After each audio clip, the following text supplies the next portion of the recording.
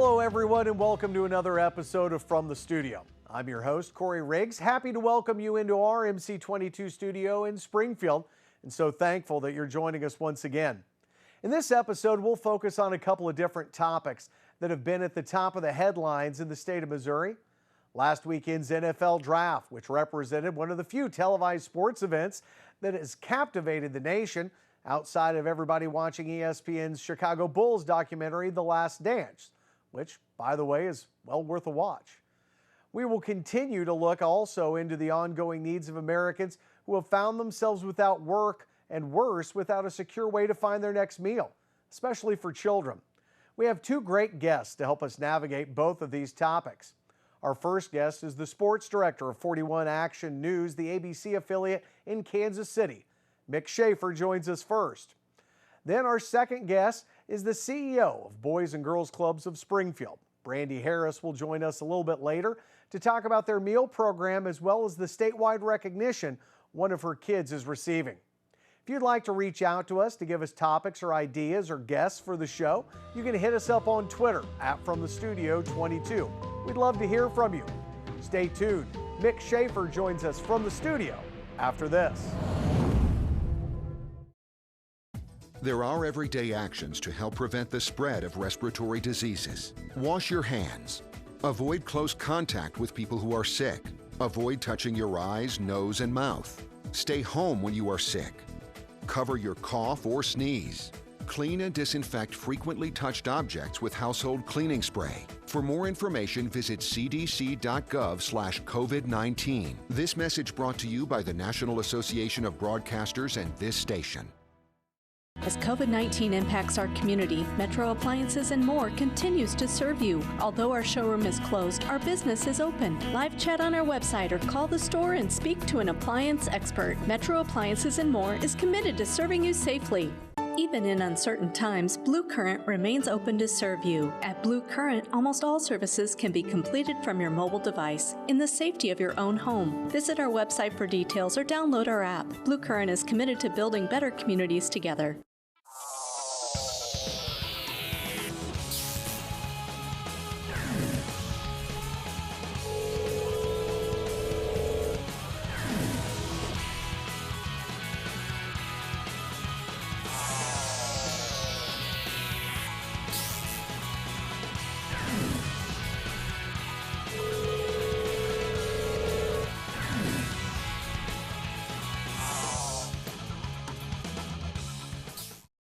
Welcome back to From the Studio on MC22. We are joined now by the sports director of Action 41, ABC in Kansas City. Mick Schaefer is our guest. Mick, how are things going in Kansas City right now?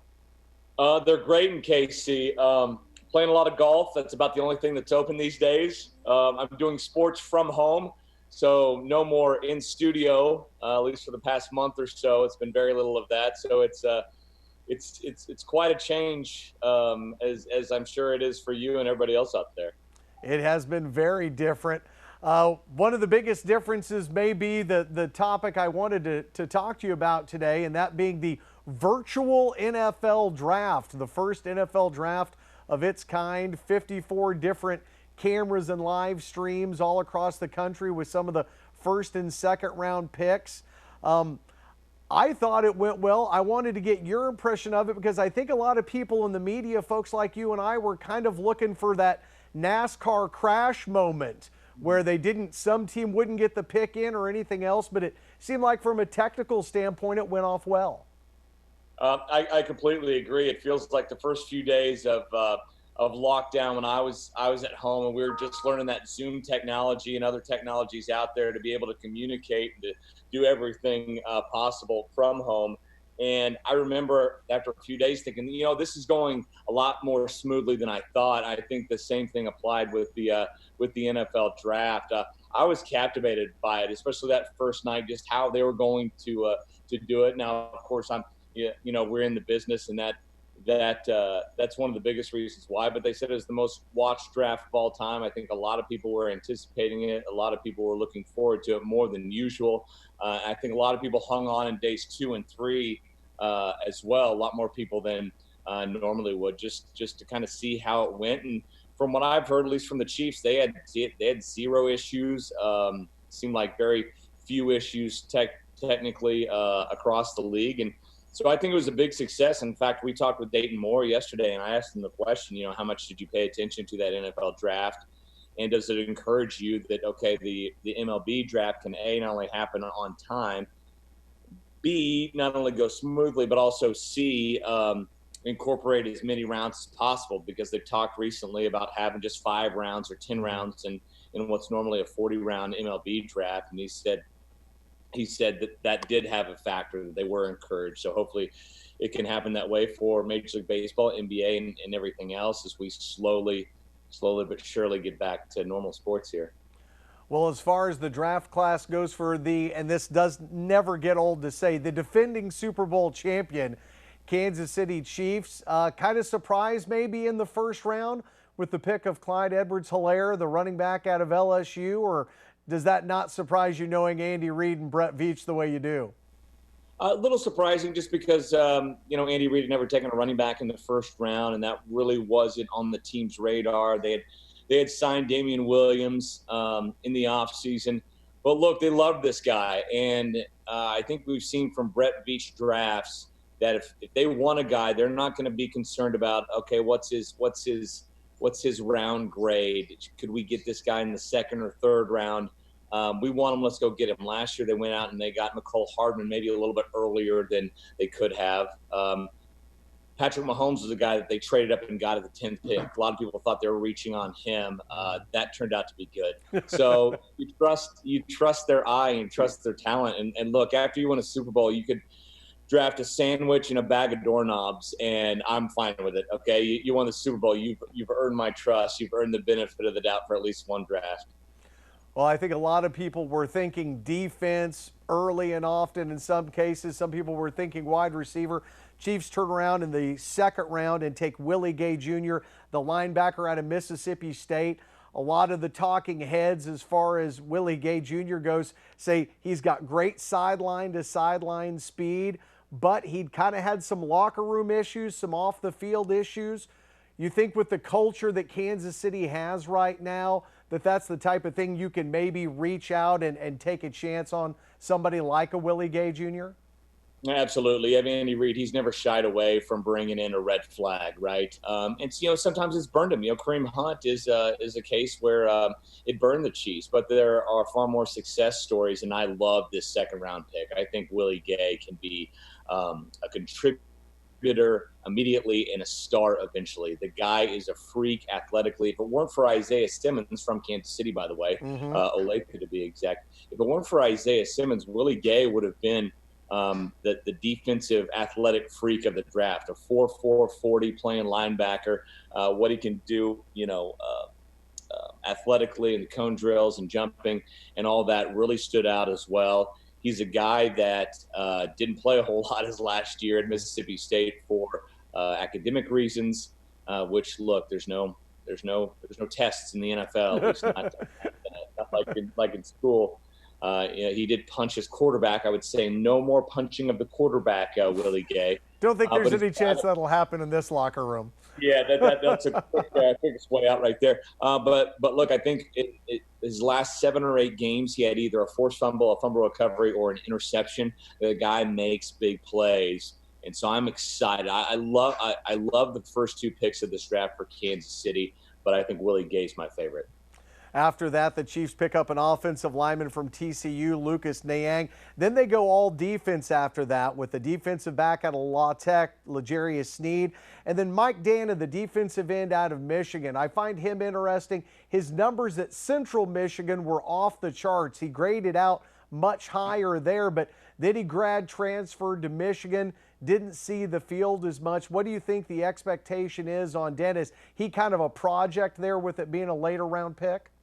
I think they see speed in him. He's an edge rusher that can move. And I think the same with Thakarius Keys, a couple of guys that they probably could have gotten in free agency after the draft. But as we know, the Chiefs don't have a whole lot of money to commit to UDFAs right now. So they were excited on these. They were high on these guys that maybe not a lot of teams were high on. L'Jarius Sneed, another one of those guys.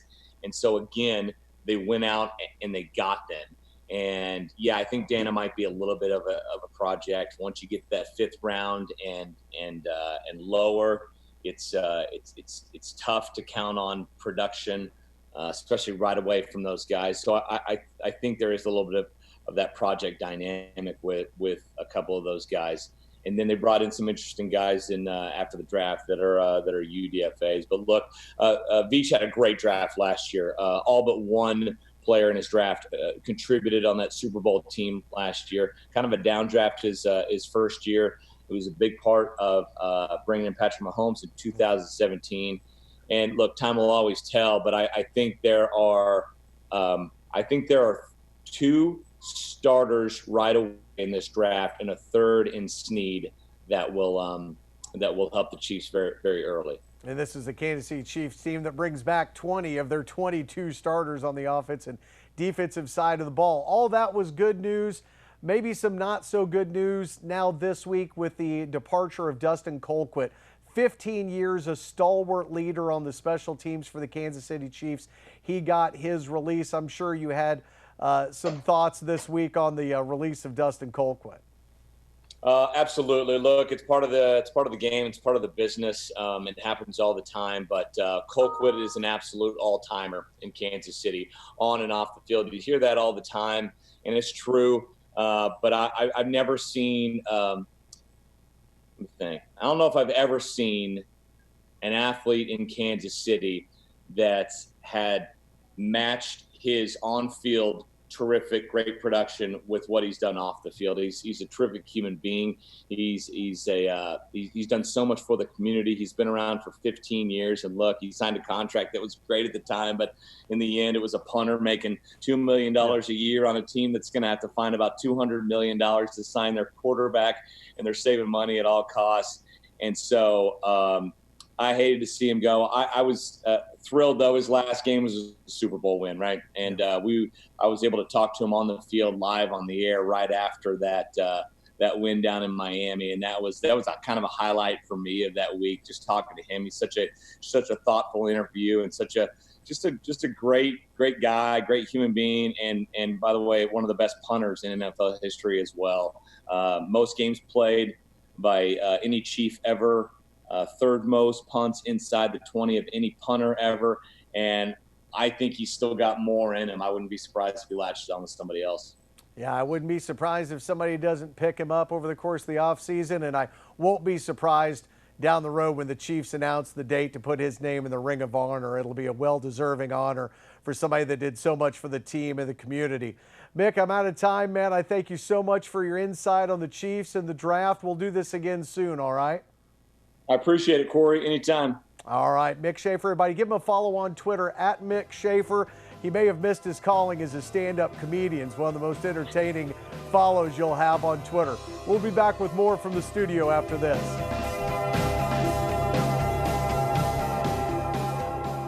Find your next car at ReliableSuperstore.com. Reliable Superstore is here to help with Toyota, BMW, Lexus, and Audi. Need service? Take advantage of our pickup and delivery. Reliable Superstore is here for you. Renew Crew is open and providing free in-person and virtual estimates for all your deck cleaning needs. Their team takes all precautions to prevent the spread of COVID-19. Give Renew Crew a call today.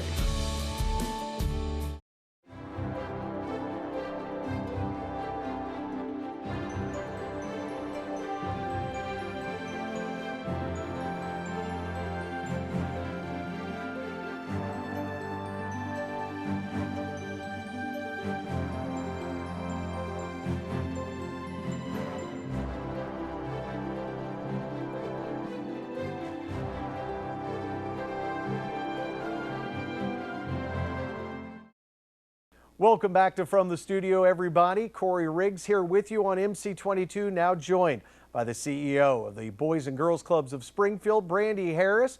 Brandy, thanks for taking the time to talk to us. And I know I'm a couple weeks late, but happy anniversary. I know you're celebrating 1 year now as the boss over at Boys and Girls Clubs of Springfield.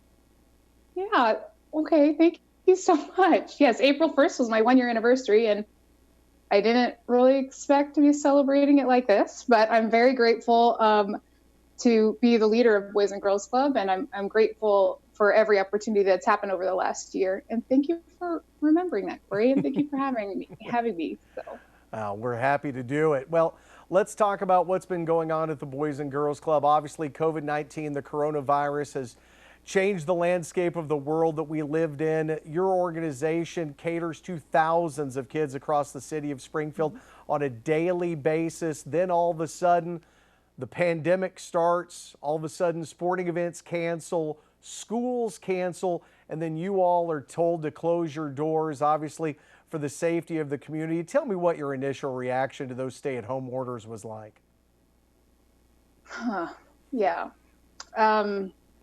So first, we understand it. We know why stay-at-home orders were put in place, and we know that we made the best, safest decision for our kids and families. But I will tell you, it was incredibly hard. We have 100 staff members, and each one of them truly felt the emotional pain that is associated with the thing that you've dedicated your life to. It just is going to look different now. And that was a really hard transition for us.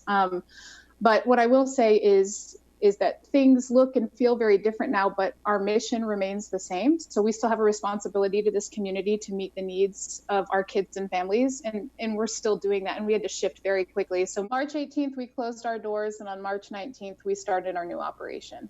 And I think that's a testament to our incredible team. You put the right people in the room, and you can accomplish really great things. So it seems like it was so long ago when those conversations were originally happening, but yeah, I'll just be blunt with you. It's been very difficult, and we miss our kids so much, as you can probably imagine.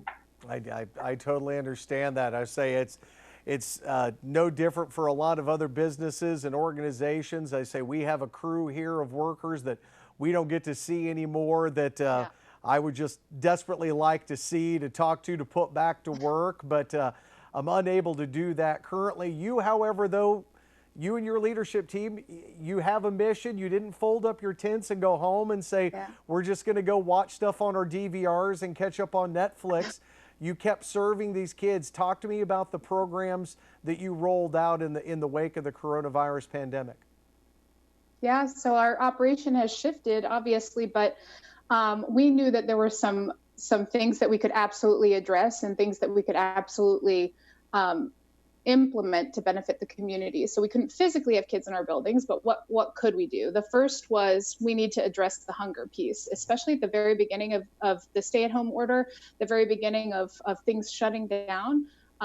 People have to have access to healthy food. And that was something that we could absolutely address. It took a while to put the systems in place, but we absolutely did it. So we've got food distribution operations at 3 of our locations, and we've been operating for 28 days and have served over 24,000 meals. And if you think about that, that's pretty remarkable. That's 24,000 meals that wouldn't be in the hands of our kids and families and other community members if we didn't shift to that. So that's the first thing we've done. The second thing is that we know how important it is to maintain meaningful connections and prevent learning loss during this time. You've got a lot of kids who are now learning virtually. So how can we still stay present in their lives? So we have a massive virtual programming platform now that we're still making those connections with kids. And then the last thing is we have a COVID-19 helpline, a COVID-19 resource list that we manage and constantly update. And we're doing constant wellness checks because we think we have an idea of what our families and kids need, but if you go to the source, they'll tell you. So we're constantly getting feedback to make sure that we're shifting our operation to best meet the needs of the kids and families in this community. And one of the most remarkable things about all of this is that we've served almost 550 additional community members outside of our traditional clientele. So people are seeing what Boys and Girls Clubs of Springfield is providing for the community. They're realizing that we can help meet a need, and they're reaching out to us. And it's been very energizing and motivating, honestly, but also very hard, as you can probably imagine. But we have a really awesome, dedicated team of people who are working tirelessly. I would imagine the best part of your team's day right now is probably the opportunities at certain points to pass out those meals, to see some of those kiddos pulling up in the cars, or to make those phone calls for those wellness checks. Absolutely. And one of the things that our program team has kind of taken the lead on is that we know that not all of our families have regular access to internet. And we've had to shift. Like, parents are full-time teachers now. They have to work still. There's just, this world looks very different. And anything that we can do to help ease that, we try to do. So during our food distribution, we're also handing out at-home activity kits to ensure that kids are still engaged, but not just always behind a screen. So like, partnering with local organizations to provide some hands-on activities that kids and families can do together when they're at home. And if we have a lot of pictures of capturing those moments, but the staff members and the kids and those exchanges are incredibly meaningful. It's not just about here's food, here's an activity. It's also about that stability and structure. You're used to seeing these people every day after school. You're used to having 3 meals a day because of school and Boys and Girls Club. Let's keep some familiarity. And I think that has been our greatest success during these last couple of months. Well, you've had another great success during this time that kind of, with everything that was going on, maybe didn't get as much attention as it deserved. And every year you name a Youth of the Year, an outstanding kid in your program. This year, Alyssa was that kid. Goes to a state competition representing you all and wins at the state level as well. What is that program like, and how proud are you of her? Do you have 55 years for me to tell you how proud I am of her? I'm also really proud of the whole entire state of Missouri. So there are 13 Boys and Girls Club organizations across the state, and everyone had to adjust for this competition. Traditionally, each club names a Youth of the Year. We all go to Jeff City. We meet our local representatives. We engage. We advocate. There's just so much that happens during that time. But obviously, we had to shift, and everything was done virtually. So Alyssa worked very hard to get to this point. She was named Youth of the Year for Springfield in February, and then she had to compete at the state level, which required her to complete essays, to do a speech, to answer interview questions. And then we found out that she was named the Missouri State Youth of the Year, which allows her to have more scholarship money to go to Missouri State. It also allows her the opportunity to be the representative of Boys and Girls Clubs for the entire state. In July, traditionally, she would compete at the regional competition. We just don't know what that looks like yet. But to say that I'm proud of Alyssa is an incredible understatement. She's been a member at Boys and Girls Club for the majority of her life. And she also has spent her later years, her teen years, just figuring out ways to give back to Boys and Girls Club, because she attributes so much of her success to the staff members at the club, to teachers with Springfield Public Schools, to the club itself. So she's had a wild ride. She's been giving a lot of Zoom speeches for various organizations over the last couple of weeks, and we're so proud of her. Well, she's just one of many special kids that you have in those clubs. You have an event coming up May the 5th, Giving Tuesday Now, to try and help you all continue to do the great work you're doing in the community here in Springfield and across the country. How can people, what is that program, first of all, and how can people give back? Yeah, thank you for asking about that. First, Giving Tuesday is a national initiative. It's basically just this day that's designated to giving back to causes or organizations that you really believe in. And honestly,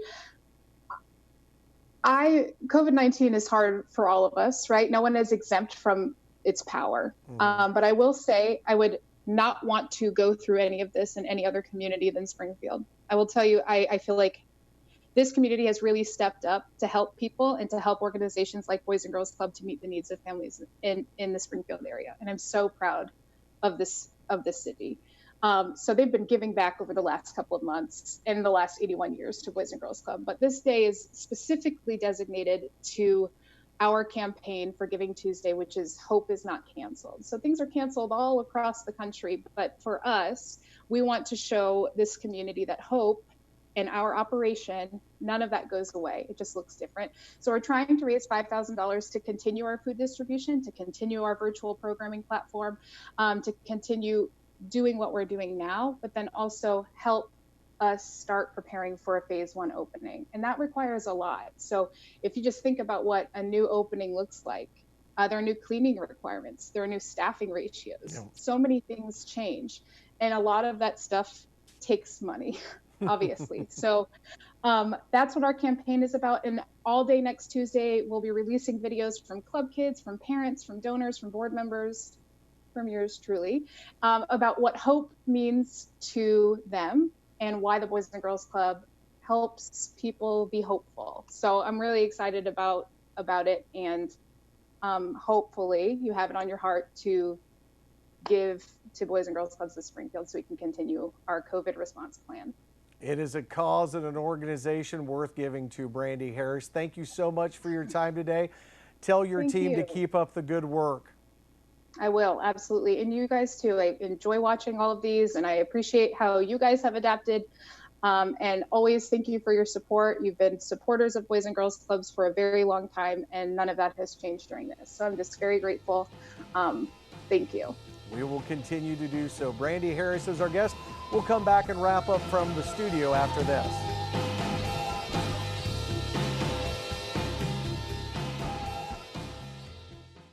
There are everyday actions to help prevent the spread of respiratory diseases. Wash your hands.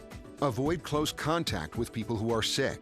Avoid touching your eyes, nose, and mouth. Stay home when you are sick. Cover your cough or sneeze. Clean and disinfect frequently touched objects with household cleaning spray. For more information, visit cdc.gov/COVID-19. This message brought to you by the National Association of Broadcasters and this station. At Orange Leaf, we're still swirling, just doing it a little different. Both Springfield Orange Leaf locations are open, offering crew-serve carryouts, party box catering, curbside pickup, and delivery. At Orange Leaf, we're all about making life sweeter. Kevin here once again for Seeger Toyota of St. Robert. Our service department still has drop-off and pickup available after hours, and pickup and delivery for you locally if you need assistance. We will make sure your vehicle is sanitized before being returned to you as well. That's from your friends at Seeger Toyota of St. Robert. We are here for you. Well, that'll just about do it for this episode of From the Studio. Remember, you can follow this show on Twitter at FromTheStudio22, or you can follow me at Corey Riggs TV. Please feel free to send us your questions, guest or topic ideas, and more. I know there's still a lot of people out there that are hurting right now. There are a lot of groups that could use some help. Last week, we highlighted a couple of organizations that are giving a helping hand to those in need, and we thought we should end this show in a similar manner. First of all, you can help by donating blood. With schools closed down, blood donations are drastically low. A large number of donations come from blood drives at local high schools and on college campuses each and every week. Community Blood Center of the Ozarks has extended their donor hours and can help you schedule an appointment if you'd like to give them a call at 417-227-5000.